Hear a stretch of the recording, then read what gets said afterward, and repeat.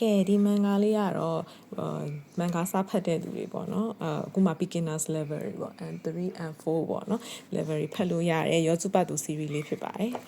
ရောစုပတ်သူတော့ဗာလဲဆိုတော့ဒီရောစုပတ်သူဆိုကောင်မလေးအသက်9နှစ်ပေါ့နော်ဒီအသက်9နှစ်ကောင်မလေးရဲ့သူ့ရဲ့ဒီကသူ့အဖေပေါ့နော်သူ့အဖေဆိုတော့သူ့ရဲ့မွေးစားအဖေပေါ့နော်သူ့ရဲ့မွေးစားအဖေတို့ဒီလို2ယောက်ရဲ့ပေါ့နော်ကျေးလက် lifestyle လေးပေါ့အဲ့လိုဇလန်လေးပါတနေ့တော့ lifestyle လို့ဇလန်မျိုးလေးဆိုတော့ပေါ့နော် character လေးတည်ရဆိုလို့ရှင်တော့အဲ့လိုဘယ် volume ကနေတော့ဖတ်တော့သူတော့နားလည်သွားတာပေါ့နော်ဗာ story တွေကတော့ဒီ character တွေမှာပဲမူတည်ပြီးတော့နေ့စဉ်ဘဝလေးတွေဖြစ်သွားတဲ့အတွက်ကြောင့်မလို့တအားကြီးဒီတစ်ခုဆိုပြီးအရင်ဆက်နေရမျိုးတော့မရှိဘူးဒါပေမဲ့သိချင်အစဆုံးသိချင်နေဆိုရင်တော့တစ်ကနေစဖတ်တာပေါ့ပိုအဆင်ပြေပါတယ်ဒီထဲမှာ main character 9နှစ်ကောင်းမလေးဆိုတဲ့အခါကျတော့သူအသုံးနှုန်းလေးတွေကြည့်လိုက်နော်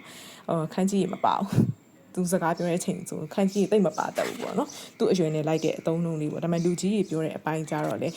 ခန်းကြီးရတော့ပါတာပေါ့နော်ဒါပေမဲ့ခန်းကြီးရပါဆိုမဲ့ဘေးနားမှာဖူရီကားနာလေးထည့်ပေးထားတယ်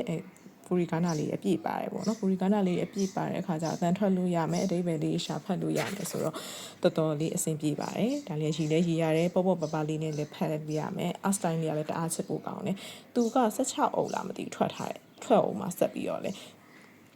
မင်းတီးတလောက်တော့သူကလေနည်းမရှိဘူးအနီမဲမရှိသေးဘူးမန်ဂါပဲရှိသေးတယ်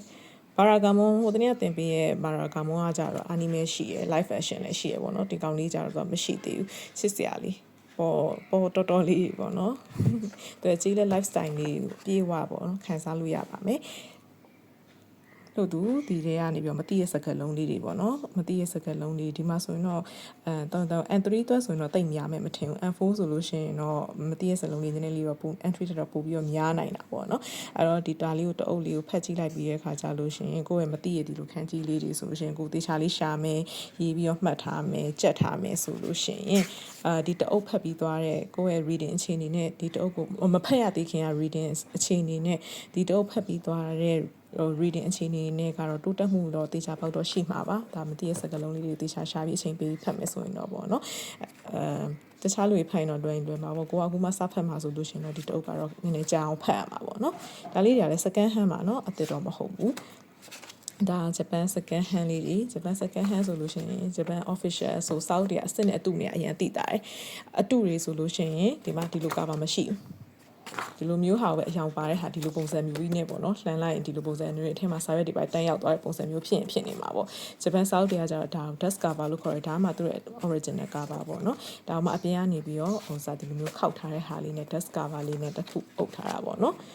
တိုင် reprint တို့အတူတွေဆိုလို့ရှိရင်ဒီလိုမျိုးမပါဘူးဒါ asset တွေဆို official asset တွေဆိုလို့ရှိရင်ပါတယ် second hand ပဲဖြစ်ဟိုစားအသက်ပဲဖြစ်မှာပါတယ်ဒါလေးကတော့ second hand ဆိုတော့ဈေးလေးကတော့တော်တော်လေးတန်ပါတယ်အသက်ကလေးပဲမှာခြင်းနဲ့ဆိုလို့ရှင်တော့မင်းတို့ဂျပန်ကနေမှာပေးပါတယ်เนาะဂျပန်ကနေမှာလို့ရှင်တော့ဟိုစား3လလောက်တော့စောင့်ရတယ် pre order လေးကြာချိန်3လလောက်တော့စောင့်ရတယ်သူစောက်ခါလေးနည်းနည်းလေးတော့ကြာပြီဆိုတဲ့ခါကျတော့နည်းနည်းလေးတော့